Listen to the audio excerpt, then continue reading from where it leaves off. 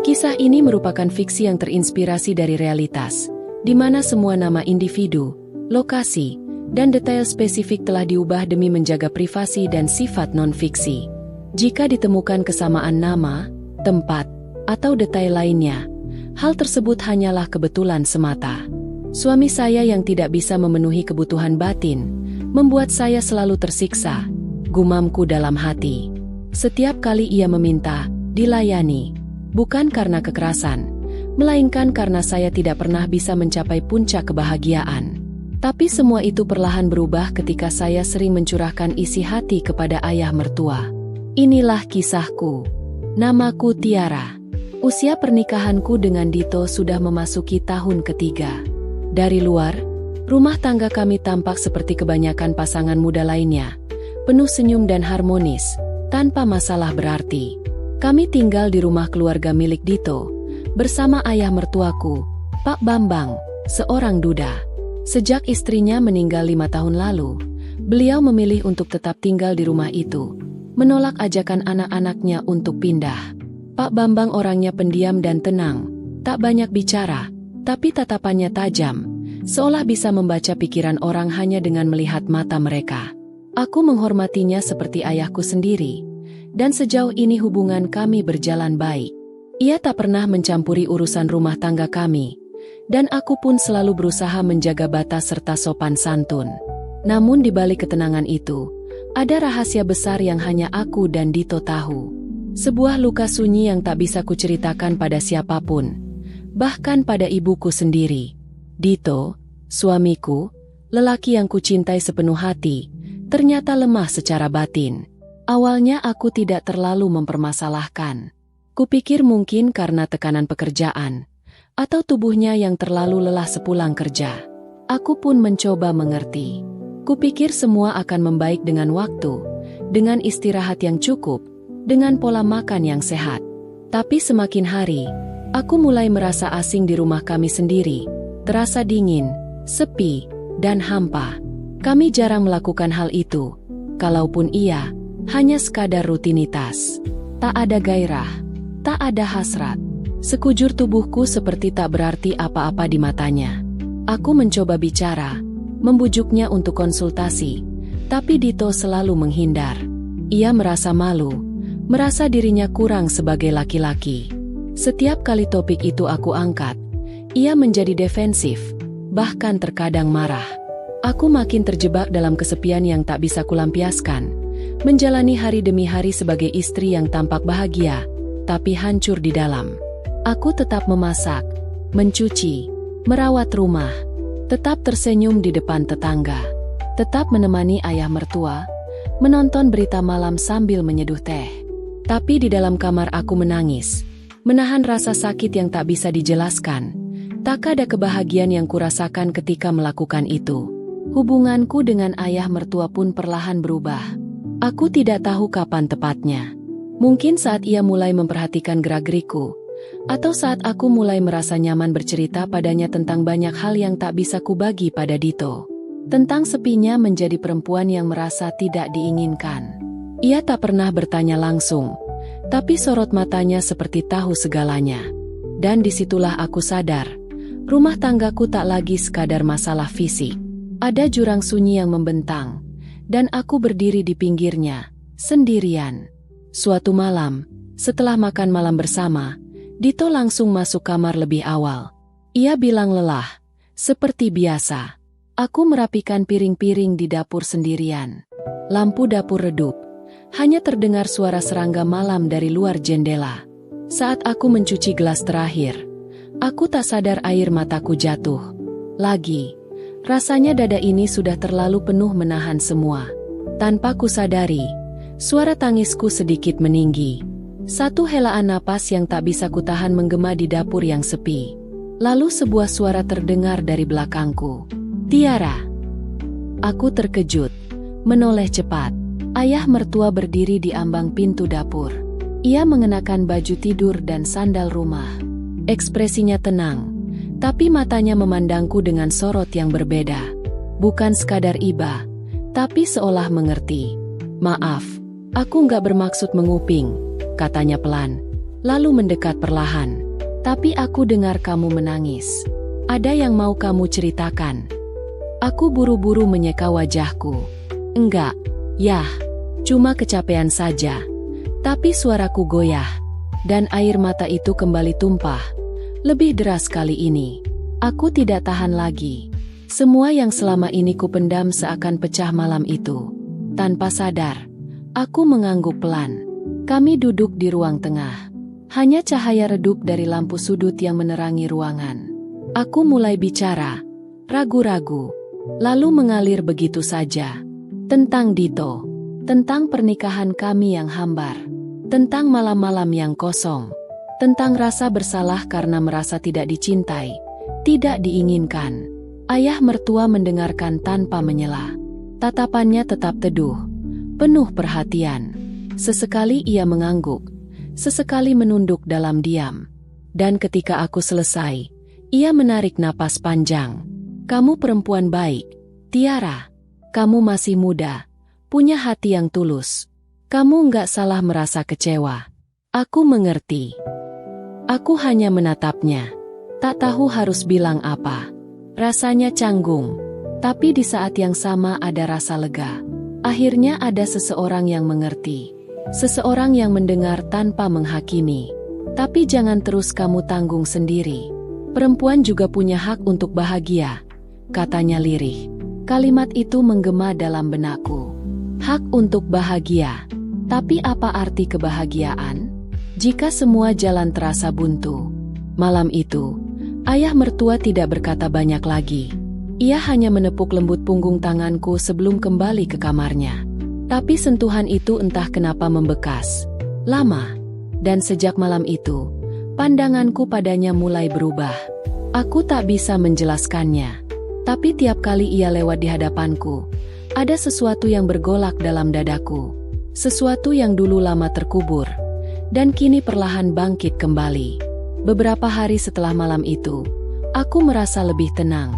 Entah karena sudah mencurahkan isi hati, atau karena untuk pertama kalinya, ada seseorang yang benar-benar mendengarkanku tanpa menghakimi. Tapi ketenangan itu tak berlangsung lama. Setiap malam aku semakin gelisah.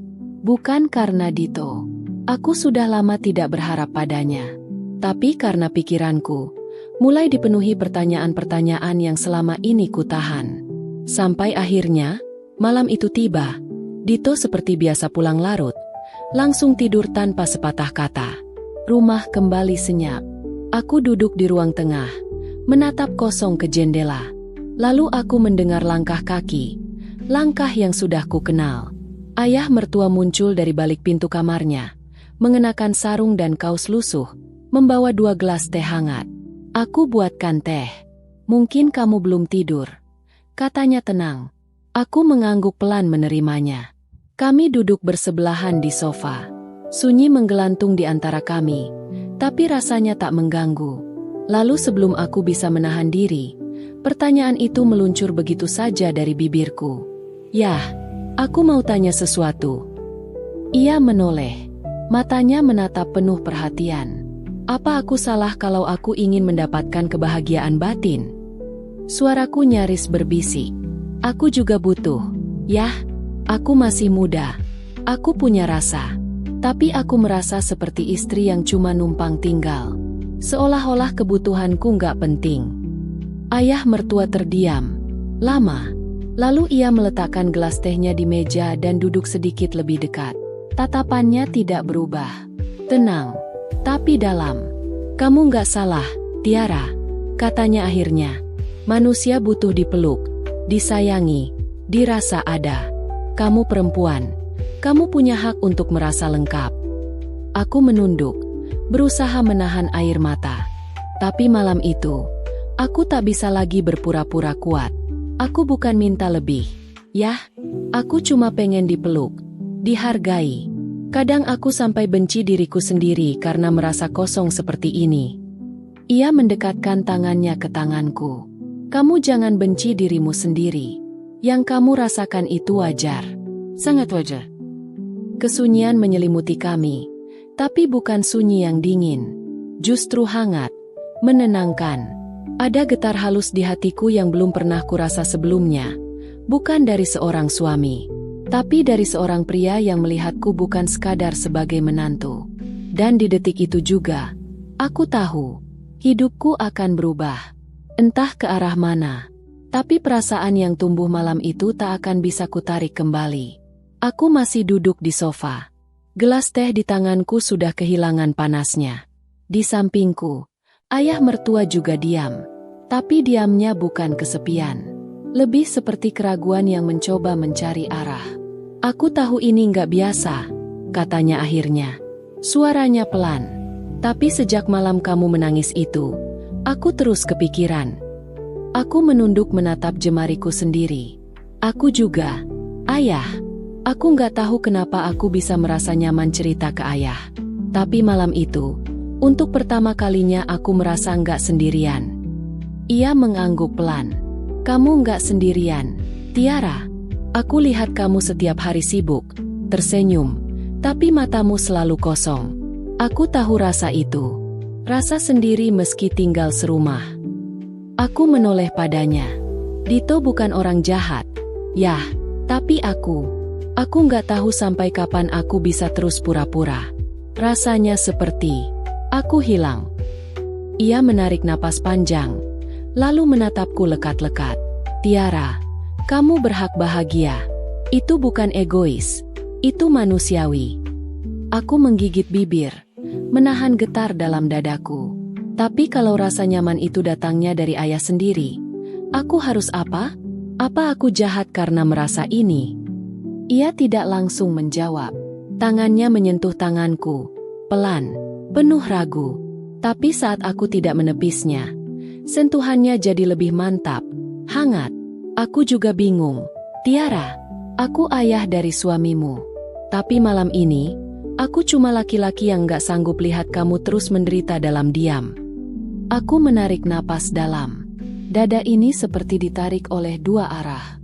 Yah, aku capek. Aku pengen dipeluk, dimanja, dicintai.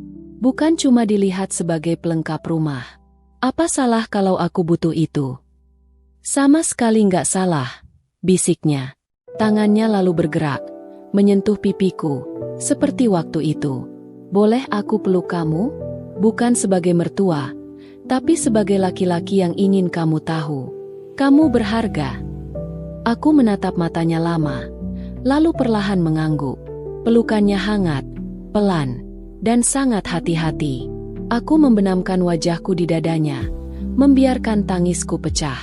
Tapi kali ini, bukan tangis kesepian, melainkan rasa lepas. Seolah semua beban itu jatuh satu persatu. Terima kasih, bisikku. Untuk apa? Untuk melihatku saat orang lain cuma lewat. Pelukannya tak banyak bergerak, tapi lama aku terdiam dalam dekapannya, membiarkan tubuhku lemas, pasrah, seolah ingin mengatakan aku lelah menahan semuanya sendiri. Yah, suaraku parau, nyaris tenggelam dalam gemetar napas. Aku tahu ini salah, tapi kenapa aku nggak bisa menolak? Ayah mertua tak langsung menjawab. Ia masih memelukku dengan tenang. Tangannya perlahan mengusap punggungku. Karena kamu butuh dimengerti, karena kamu butuh rasa, dan kamu terlalu lama hidup tanpa itu. Aku mengangguk pelan. Kata-katanya menusuk ke inti hatiku. Ia benar. Aku merasa bersalah, tapi juga lega. Aku berbisik. Leganya itu bikin aku takut. Ia melepaskan pelukannya perlahan, hanya untuk menatapku dalam-dalam. Wajahnya masih dekat, tapi tak ada paksaan di matanya. Yang kulihat hanya rasa iba yang dalam, dan kelembutan yang selama ini tidak pernah kudapat dari siapapun. Tiara, katanya pelan. Aku nggak mau kamu merasa terpaksa, tapi aku juga nggak akan berpura-pura. Aku tahu kelemahanmu bukan karena kamu lemah, tapi karena kamu terlalu lama menahan semuanya sendiri. Aku menelan ludah, dada terasa penuh. Dan aku tahu kelemahanmu, karena aku pernah merasakannya juga. Lanjutnya, kesepian, dipandang ada, tapi nggak pernah benar-benar dikenali. Aku menunduk, air mataku jatuh diam-diam. Aku tak bisa membantah. Ia benar-benar mengerti. Ia benar-benar melihatku. Kalau kamu butuh tempat bersandar, sandarlah. Aku di sini bukan untuk menggantikan siapapun. Tapi aku di sini kalau kamu butuh rasa yang selama ini hilang. Aku tak sanggup berkata apa-apa. Hanya mengangguk. Perlahan bersandar lagi ke dadanya. Dan saat tangannya kembali membelai rambutku, aku tidak melawan. Aku tahu ini bukan keputusan logis. Bukan tindakan yang akan dibenarkan siapapun. Tapi malam itu, aku memilih untuk berhenti berpikir dan hanya merasa. Karena untuk pertama kalinya dalam hidupku, aku tahu rasanya disentuh bukan karena kewajiban, tapi karena keinginan tulus. Malam itu aku pasrah, tapi bukan karena aku lemah, melainkan karena aku lelah menjadi kuat sendirian. Malam itu, aku kembali duduk berdua dengannya. Rumah sudah sunyi. Dito belum pulang lagi. Hanya ada kami berdua di ruang tengah, dalam lampu temaram dan udara yang terasa lebih hangat dari biasanya. Aku mencuri pandang ke arahnya. Sejak malam itu, kami semakin dekat. Bukan dalam kata-kata, tapi dalam cara kami saling memandang. Saling menyentuh dengan hati-hati. Tapi ada sesuatu dalam diriku yang makin sulit ku bendung. Yah, aku memecah sunyi. Ia menoleh, menatapku dengan tatapan lembut yang selama ini kurindukan dari seorang pria.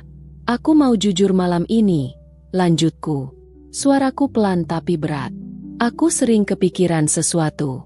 Dan aku tahu aku seharusnya nggak boleh. Ia menatapku dalam, tapi tidak menyela. Kadang aku merasa pengen lebih dari sekadar pelukan, lebih dari sentuhan lembut.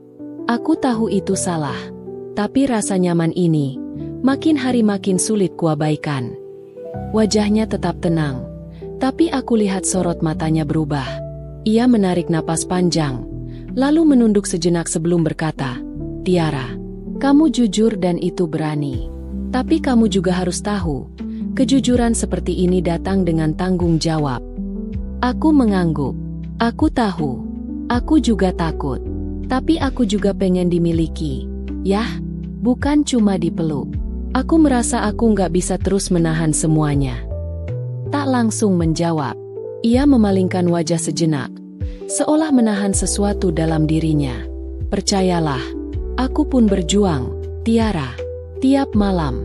Aku laki-laki juga. Tapi aku juga ayah dari suamimu. Dan itu yang bikin semua ini rumit. Aku meraih tangannya, menggenggamnya erat. Jadi kenapa rasanya makin hari makin aku ingin tenggelam dalam rasa ini? Ia menatapku lama, lalu membisik. Karena kita berdua haus akan rasa yang sama. Tapi rasa itu tidak selalu berarti kita harus melangkah lebih jauh. Aku menunduk. Air mata menggenang lagi. Aku cuma pengen tahu rasanya dimiliki tanpa harus minta. Ia meremas tanganku lembut. Kamu dimiliki, Tiara. Meski aku nggak boleh menyentuhmu lebih jauh, hatiku udah penuh sama kamu. Tapi kadang, mencintai juga berarti menahan, menjaga, supaya kita nggak saling hancur. Dan akhirnya, tanpa tindakan yang melewati batas, aku dan dia tahu, perasaan kami nyata. Tapi justru karena begitu nyata, kami berusaha tidak menenggelamkan diri sepenuhnya. Karena cinta yang tulus kadang memilih diam sebelum menjadi luka. Malam itu aku tak bisa tidur.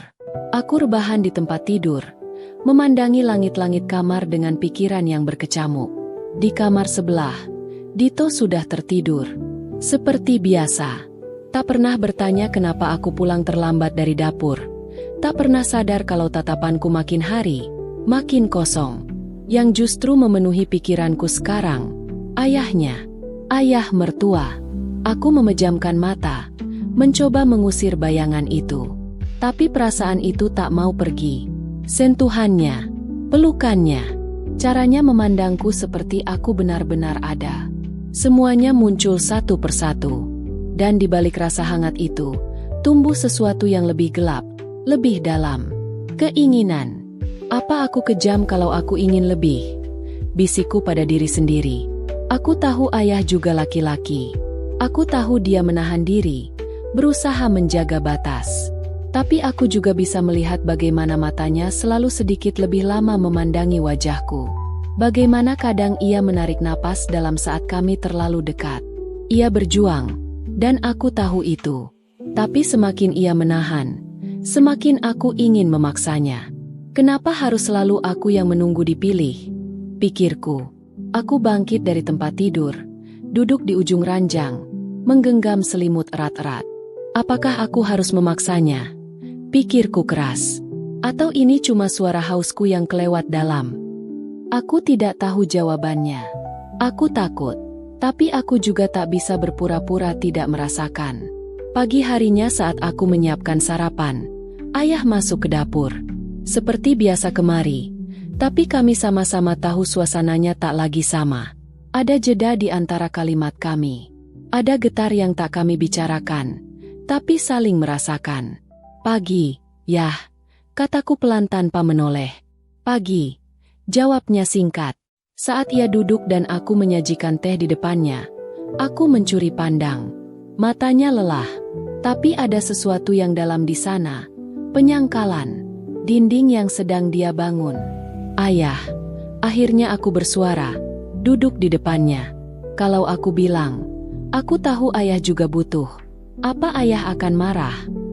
Ia terdiam, gelas tehnya berhenti di tengah jalan. Aku bukan cuma haus, aku juga nyaman. Terlalu nyaman, mungkin? Tapi kadang aku pikir, kalau ayah juga merasa hal yang sama, kenapa harus saling hindari? Ia menatapku lama. Sorot matanya penuh rasa campur aduk. Aku bukan marah, Tiara. Aku takut. Kalau kita salah langkah, bukan cuma hati kita yang retak, tapi semua yang ada di rumah ini. Aku mengangguk. Mata mulai berkaca-kaca, tapi aku juga lelah terus menahan. Rasanya seperti berdiri di tepi jurang. Dan setiap malam, aku semakin ingin melompat. Ayahnya menunduk. Aku juga. Dan untuk pertama kalinya, kami mengakui bahwa rasa itu tak lagi bisa dibantah. Namun mengakui tidak berarti membiarkan. Justru di situ ujian terbesar dimulai. Entah bagaimana hari-hari berikutnya berlalu, tapi tiap pertemuan kami seolah menjadi ujian. Tatapan itu, diam-diam penuh rasa. Sentuhan tak sengaja di lorong sempit. Napas yang tertahan saat mata bertemu lebih lama dari seharusnya. Semua seperti api kecil yang menunggu di sulut. Aku tahu kami sedang berdiri di batas. Di satu sisi, rasa nyaman itu begitu dalam, begitu manusiawi. Di sisi lain, ada dosa besar yang mengintai jika kami melangkah setapak lebih jauh. Suatu malam saat hujan turun dan listrik padam, kami terjebak berdua di ruang tengah. Gelap, hening, hanya napas kami yang terdengar. Dan saat jemariku menyentuh jemarinya, aku merasa dunia membisu. Kami saling menatap dalam kegelapan. Tak ada kata, hanya pertanyaan dalam hati. Apakah malam ini kami akan jatuh atau selamat? Aku ingin, dan dia pun tak menepis. Tapi di tengah degup jantung itu, kami sama-sama tahu, sama-sama butuh. Mungkin sampai di sini saja dulu cerita ini dibuat. Apabila teman-teman suka cerita ini, aku mohon keikhlasan teman-teman untuk like dan subscribe agar aku tetap semangat untuk membuat cerita yang menarik. Terima kasih sudah menonton. Sampai jumpa pada dunia terasa seperti berhenti, atau mungkin akulah yang jeda. Di usia 22, setahun sudah aku hanya berdiam diri di rumah setelah lulus. Teman-teman sebaya telah tenggelam dalam kesibukan kuliah, pekerjaan, atau merajut masa depan. Sementara aku masih terperangkap dalam rutinitas yang sama, ranjang yang sama, pagi yang sama, hari-hari yang terasa hampa dan tanpa makna. Sebelum aku memulai kisah ini, mari berkenalan di kolom komentar. Tuliskan dari kota mana Anda mendengarkan cerita ini. Jangan lupa like dan subscribe kanal ini. Ya, semoga yang subscribe dan memberi jempol selalu diberikan kesehatan, dijauhkan dari segala penyakit, dan dilapangkan rezekinya. Amin. Cerita ini bisa kamu dengarkan sambil rebahan. Gambar hanya pelengkap. Jadi tutup saja layar ponselmu. Biarkan telingamu yang bekerja dan imajinasimu yang menjelajah. Hari itu, matahari terasa biasa saja. Aku Dimas, duduk di teras, menatap jalanan kosong. Tiba-tiba ponselku bergetar. Sebuah pesan dari nomor yang cukup familiar. Ternyata dari Bu Sandra, ibunya Kevin, temanku semasa sekolah. Kami memang beberapa kali saling sapa saat arisan lingkungan, atau ketika aku main ke rumah Kevin, tapi tidak pernah seakrab itu sampai beliau menghubungiku langsung. Isinya singkat, ia menanyakan kabar, lalu bertanya apakah aku bisa menemaninya keluar kota selama 3 hari. Katanya, ia ingin menjenguk saudara jauhnya yang sedang sakit. Suaminya sedang di luar negeri. Kevin sedang kerja di luar kota. Ia tidak berani pergi sendiri, apalagi berkendara cukup jauh. Aku terdiam cukup lama, bingung, tapi juga penasaran. Selama ini aku selalu menghindari interaksi. Tapi hari itu, entah kenapa, aku merasa terpanggil. Mungkin karena bosan, mungkin karena ingin merasa dibutuhkan, atau mungkin karena diam-diam aku memang ingin keluar dari rumah ini. Aku membalas pesannya. Kataku, aku bersedia. Tak lama kemudian, Bu Sandra menelepon langsung. Suaranya terdengar hangat. Ia terdengar lega mendengar jawabanku. Kami pun sepakat berangkat lusa pagi. Ia akan menjemputku. Saat malam menjelang, aku mulai memikirkan keputusan tadi. 3 hari bersama ibu dari temanku. Menginap di kota kecil. Tidur di hotel. Jujur saja, agak aneh. Tapi kupikir, tidak akan terjadi apa-apa. Aku hanya akan menemaninya, menjaga, dan membantu seperlunya. Kupikir ini hanya perjalanan biasa. Kupikir, tak akan ada yang berubah. Tapi aku salah. Pagi itu udara cerah. Aku berdiri di depan rumah, membawa satu tas ransel kecil. Mobil Bu Sandra berhenti perlahan di depan pagar. Beliau turun dari kursi pengemudi, mengenakan blus putih dan celana kain abu-abu. Wajahnya segar, lebih muda dari usianya. Rambutnya ditata rapi, dan senyum itu, entah kenapa, membuatku agak gugup. Kami berjabat tangan. Lalu aku masuk ke mobil. Perjalanan dimulai dengan obrolan ringan. Tentang jalanan yang macet. Tentang lingkungan kami yang makin ramai. Tapi tak butuh waktu lama sampai kami mulai bicara soal hal-hal yang lebih pribadi.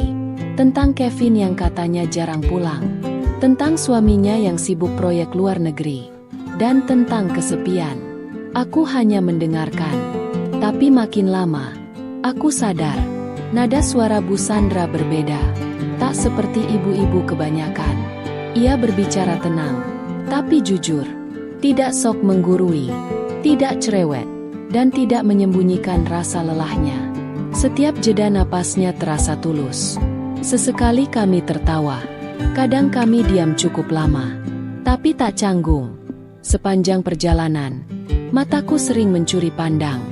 Dari cara tangannya memutar setir, hingga sesekali ia menyibakkan rambutnya ke belakang telinga. Ada kelembutan yang selama ini tak pernah kuperhatikan. Mungkin karena dulu aku terlalu menganggapnya ibu temanku. Tapi di dalam mobil ini, semuanya terasa berbeda. Kami tiba menjelang sore di sebuah kota kecil di dataran tinggi bernama Kota Harmoni. Udara sejuk, kabut tipis mulai turun. Bu Sandra mengajakku makan malam dulu sebelum ke hotel. Kami duduk di sebuah warung makan sederhana yang menghadap bukit. Angin menerpa pelan. Aku menatap wajahnya dari samping, dan untuk pertama kalinya, aku merasa nyaman. Bukan sebagai anak muda yang sedang menemani orang tua, tapi sebagai lelaki yang sedang menikmati percakapan hangat dengan seorang wanita yang bisa membuat waktu berhenti. Di hotel, kami disambut resepsionis muda yang tampak terburu-buru. Ada rombongan besar yang datang bersamaan, dan katanya kamar hampir penuh. Setelah beberapa menit menunggu, kami diberi satu kamar di lantai 2. Kecil, tapi cukup bersih. 2 tempat tidur terpisah di sisi kiri dan kanan ruangan. Jendela menghadap hutan pinus. Aku sempat ragu, tapi Bu Sandra menoleh dan tersenyum kecil, lalu berkata, "Tenang, aku percaya kamu anak baik."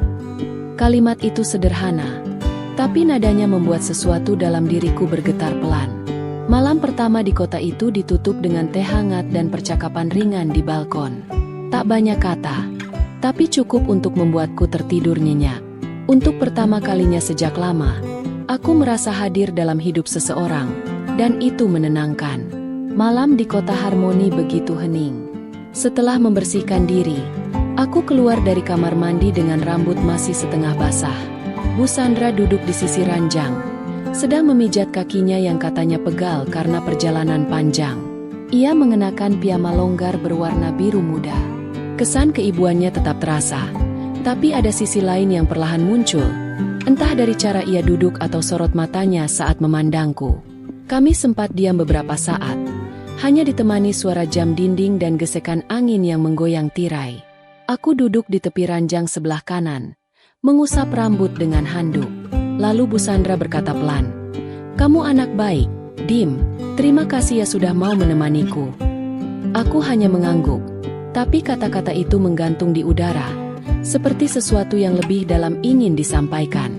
Ia lalu mulai bercerita tentang kesepiannya, tentang hari-hari panjang di rumah yang hanya berisi bayangan suaminya yang sering tak pulang, tentang ruang makan yang dingin, tempat tidur yang selalu terlalu luas. Katanya, bukan kesendirian yang paling menyakitkan, tapi merasa tidak dibutuhkan. Aku mendengarkan, bukan sebagai anak muda yang kasihan, tapi sebagai laki-laki yang tahu bagaimana rasanya merasa kosong, dan entah kenapa, aku merasa terhubung. Saat cerita itu mengalir, tubuh kami tetap berjauhan, tapi rasanya, batin kami duduk saling berhadapan. Ia tak menangis, tapi matanya menyimpan hujan yang lama ditahan. "Aku nggak pernah curhat sedalam ini ke siapa-siapa," katanya sambil menatap ke jendela. Aku tidak tahu harus menjawab apa. Aku hanya berkata pelan, "Kadang kita cuma butuh didengar." Ia menoleh pelan, lalu tersenyum. Senyum yang tak dibuat-buat. Lalu ia berdiri, meraih jaketnya dan menyampirkan ke bahuku. Biar enggak masuk angin. Sentuhan itu singkat, tapi cukup untuk membuatku kaku beberapa detik. Kami lalu menyalakan TV kecil di kamar, hanya sebagai pengisi suara. Tayangan dokumenter tentang satwa liar, tapi tak ada yang benar-benar menonton. Mataku sesekali melirik ke arahnya. Ia duduk menyandar di dinding, kakinya berselonjor, tangan kirinya menopang pipi. Aku ikut bersandar, di atas ranjangku sendiri, tapi rasanya seperti sedang berbagi dunia yang sama. Jam menunjukkan pukul 11 malam. Ia berdiri pelan, mematikan TV, lalu berkata, "Tidur ya, besok kita harus bangun pagi." Aku mengangguk. Lampu utama dimatikan, hanya lampu tidur kecil yang menyala redup di sudut kamar.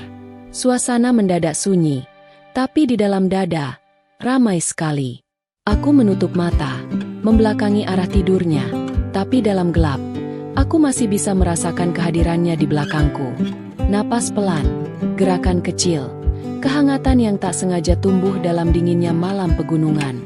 Dan malam itu, aku tahu, sesuatu mulai berubah. Hari kedua dimulai dengan suasana yang terasa lebih ringan, seolah semalam tak pernah terjadi apa-apa. Bu Sandra kembali menjadi sosok ramah seperti biasa. Kami sarapan di warung kecil dekat penginapan, lalu berangkat ke rumah saudaranya yang sakit. Aku hanya mengenal mereka sebentar, tapi sambutan hangat keluarga itu membuatku nyaman. Bu Sandra tampak bahagia, meski kelelahan mulai terlihat dari wajahnya. Tapi ada hal yang berbeda dari cara ia memperkenalkanku. "Ini temanku, Dimas, anak temanku juga." Suaranya lembut, tapi sorot matanya menyeratkan sesuatu yang lebih. Aku menanggapinya dengan senyum canggung, mencoba menjaga jarak yang kini mulai terasa rapuh. Siang dan sore itu kami habiskan di sana. Makan bersama, bercanda, ngobrol panjang, tapi pikiranku terus melayang ke malam sebelumnya. Saat aku memandang Bu Sandra dari kejauhan, aku menangkap sekelebat tatapan mata yang tak bisa aku artikan. Ada kerinduan, mungkin juga rasa bersalah. Aku pun tak tahu harus merasa apa. Menjelang malam, kami kembali ke hotel. Hujan turun pelan-pelan saat mobil memasuki jalan menanjak ke penginapan. Udara semakin dingin. Setelah mandi, aku duduk di ranjang sambil mengeringkan rambut. Bu Sandra mengenakan sweter rajut dan celana panjang. Ia membuat 2 gelas teh jahe. lalu duduk di sebelahku di ranjang yang sama. Ranjangku. Enggak apa-apa kan duduk sini? Ranjangnya lebih empuk, katanya sambil tersenyum kecil. Aku hanya mengangguk. Kami duduk berdampingan, menatap jendela yang basah oleh rintik hujan. Obrolan awalnya ringan, tentang teh yang terlalu manis, tentang udara dingin yang menusuk tulang. Tapi lama-lama, kami kehabisan kata. Diam yang menggantung itu bukan canggung, tapi menegangkan. Ia memegang cangkir dengan dua tangan, perlahan menoleh padaku. Tatapan matanya lama, seolah sedang mencari sesuatu yang tak berani diucapkan. Dan entah kenapa, aku tak mampu mengalihkan pandanganku. Detik-detik berlalu tanpa suara. Hanya ada hujan, napas, dan detak jantung yang berdebar tak menentu. Tiba-tiba, tangannya menyentuh jemariku. Genggaman itu pelan, ragu, tapi nyata. Ia tidak berkata apapun, dan aku pun tak bisa. Genggaman itu bukan ajakan, bukan juga penegasan, tapi kejujuran. Kejujuran dari dua orang yang tak lagi tahu harus menjaga apa. Tubuh kami tidak bersentuhan penuh, hanya jari, hanya kulit. Tapi itu cukup untuk membakar seluruh udara di kamar. Lama kami duduk seperti itu, dalam sunyi yang hangat, dalam ruang sempit yang perlahan memenjarakan logika. Aku tak tahu siapa yang lebih dulu melepaskan, tapi setelah genggaman itu putus, kami sama-sama memalingkan wajah, seolah sepakat dalam diam. Ini terjadi, tapi tak boleh dilanjutkan. Malam itu, kami tidur seperti biasa, dua ranjang, dua tubuh, tapi satu perasaan yang mulai tak bisa dikendalikan. Aku menutup mata, tapi pikiranku terus memutar ulang kejadian tadi, sentuhan yang terlalu singkat, tapi terlalu dalam.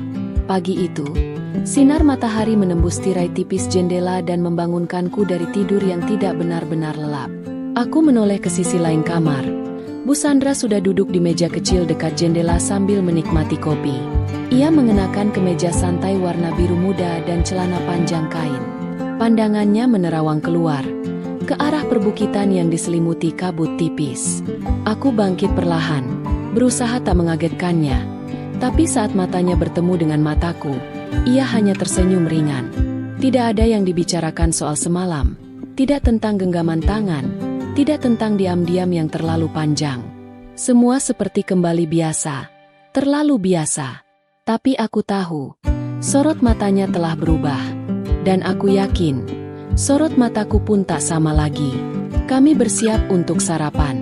Tak banyak bicara, tapi keheningan itu tak lagi terasa canggung. Justru, membuatku ingin terus berada di dekatnya. Saat kami duduk di warung kecil yang sama seperti kemarin, ia menggoda ringan soal aku yang bangun kesiangan. Aku tertawa. Ia ikut tertawa. Tapi dalam tawa itu, ada sesuatu yang mengganjal. Seolah kami sedang menyembunyikan sesuatu di balik mata masing-masing. Sepulang dari sarapan, kami berkemas. Hari itu rencananya akan kami habiskan dengan mengantar barang titipan dari keluarganya. Lalu bersantai sebelum pulang esok harinya. Di mobil, ia memainkan musik lembut dari ponselnya. Aku duduk di sebelahnya, memandang jalan yang menurun ke arah kota harmoni. Hujan semalam menyisakan aroma tanah basah yang anehnya membuatku tenang.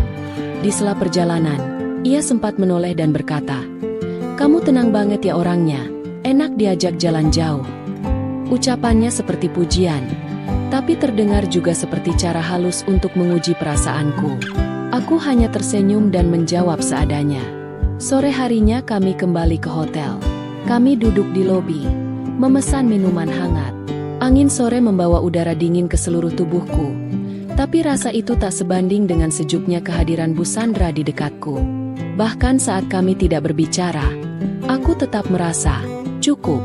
Aku mencoba menepis semua bayangan yang mulai mengganggu pikiranku. Ini ibu temanku, ibu dari Kevin. Tapi hatiku seperti menolak semua logika. Saat mata kami bertemu, aku merasakan ada perasaan yang tumbuh. Bukan hanya nyaman, tapi lebih, jauh lebih. Aku ingin menahan perasaan itu, menekan dalam-dalam. Tapi semakin aku coba mengabaikannya, semakin ia membesar. Gila rasanya membayangkan betapa ringkih batas antara kasih sayang dan ketertarikan. Malam itu kami tidak berbicara banyak. Ia terlihat lelah, tapi tetap menyiapkan air hangat untukku. Saat ku terima handuk darinya, tangan kami bersentuhan lagi. Sekilas, tapi cukup untuk membuat jantungku berdetak tak karuan. Kami tidur di ranjang masing-masing malam itu. Tidak ada genggaman, tidak ada obrolan panjang. Tapi aku tahu, perasaan itu belum padam. Justru semakin tumbuh. Dan aku mulai takut. Takut aku akan jatuh terlalu dalam pada sosok yang seharusnya hanya kuanggap ibu temanku. Pagi itu terasa lebih dingin dari biasanya. Padahal matahari sudah tinggi dan kabut mulai menipis. Suasana kamar hening. Hanya suara koper yang diseret Busandra dan resleting yang ditarik pelan. Tak ada obrolan pagi. Tak ada senyuman seperti 2 hari sebelumnya. Semua terasa hambar. Kami turun ke lobi untuk check out. Ia mengucapkan terima kasih singkat pada resepsionis dan aku membawakan kopernya ke bagasi mobil. Sepanjang itu, pikiranku kacau. Ada sesuatu yang tertinggal di kamar tadi. Bukan barang, tapi rasa. Dan aku tahu, rasa itu tak akan semudah itu dikemas dan ditinggalkan begitu saja. Kami mulai perjalanan pulang. Mobil melaju menembus jalan-jalan sempit yang sepi. Tak ada musik, hanya suara mesin dan gemerisik angin yang menerobos celah kaca. Sesekali aku mencuri pandang ke arah Busandra, tapi ia menatap lurus ke depan. Tenang, tapi terlalu tenang. Tangannya menggenggam kemudi, tapi aku yakin pikirannya juga tak sepenuhnya di jalan. Beberapa kali aku ingin membuka suara, menanyakan perasaannya, menanyakan apa yang terjadi semalam, tapi bibirku seakan terkunci. Rasanya semua kata yang ingin kuucapkan hanya berakhir di tenggorokan. Takut salah, takut merusak, takut kalau ternyata semua yang kurasa hanya sepihak. Kami singgah sebentar di area istirahat untuk makan siang, tapi hanya sebentar. Ia tampak tidak terlalu lapar, dan aku sendiri hanya mengaduk-aduk nasi. Kami tak membahas hal pribadi sama sekali, hanya soal cuaca, rute jalan pulang, dan kemacetan yang mungkin terjadi di perbatasan kota. Selebihnya, diam, panjang dan dalam. Saat mobil mulai memasuki area kompleks rumahnya, jantungku berdetak lebih cepat. Rasanya belum siap berpisah, belum siap untuk kembali ke kenyataan. Kerutinitas hampa sebelum perjalanan ini dimulai. Aku menoleh ke arah Busandra. Ia tetap diam, tapi sorot matanya tak bisa menipu. Ada sesuatu di sana, sesuatu yang tak terucap, tapi saling kami tahu. Mobil berhenti di depan rumahnya. Aku membuka sabuk pengaman dengan perlahan, berharap ada kata penahan dari mulutnya, tapi yang keluar hanya, "Terima kasih ya, sudah menemani." Ucapan yang terlalu sopan untuk perjalanan yang terlalu dalam. Aku turun. Ia tak ikut keluar, hanya menatap dari balik kaca. Tak ada pelukan, tak ada genggaman, tak ada tatapan panjang seperti malam itu. Tapi justru itu yang membuatnya lebih berat. Saat mobilnya menjauh, aku berdiri mematung. Di trotoar kecil yang dingin, aku merasa ada bagian dari diriku yang tertinggal di kursi penumpang mobil itu. Hari itu aku pulang ke rumah, tapi hatiku belum kembali. Langit sore mulai berubah jingga saat aku membuka pintu rumah. Semua tampak seperti biasa. Kursi ruang tamu yang sedikit berdebu, suara televisi dari kamar sebelah, aroma masakan yang samar dari dapur. Tapi rasanya tidak sama. Seolah-olah aku bukan lagi bagian dari tempat ini. Seolah-olah rumah yang kutinggali seumur hidup ini kini hanya sekadar tempat bermalam. Kamar yang biasanya jadi tempat paling nyaman, terasa dingin dan sempit. Aku duduk di tepi ranjang, membuka galeri foto di ponsel. Tak ada satupun foto perjalanan itu. Aku sengaja tak mengambil gambar apapun. Tapi justru karena tak ada bukti, semuanya terasa lebih nyata, lebih melekat. Aku terdiam lama, hanya memandangi layar kosong dan bayangannya di kaca jendela. Beberapa kali aku mengetik pesan untuk Busandra, hanya sekadar menanyakan kabar. Tapi tiap kali selesai menulis, jariku ragu menekan kirim. Akhirnya ku hapus lagi. Aku tahu, satu kalimat saja bisa menghidupkan kembali sesuatu yang tak seharusnya tumbuh. Tapi diam juga menyiksa. Rasa ini makin jadi saat tak disalurkan. Hari-hari berikutnya berlalu seperti kabut. Aku bangun, makan seadanya, lalu kembali duduk berjam-jam memandangi layar kosong. Aku tak tahu harus berbuat apa. Pertemuan 3 hari itu meninggalkan sesuatu yang lebih dalam dari yang kuperkirakan. Ini bukan hanya kekaguman sesaat. Ini rindu. Tapi rindu yang kubenci. Rindu yang tak bisa kuucapkan. Rindu yang membuat dadaku sesak setiap kali mengingat tawa kecilnya di meja makan hotel.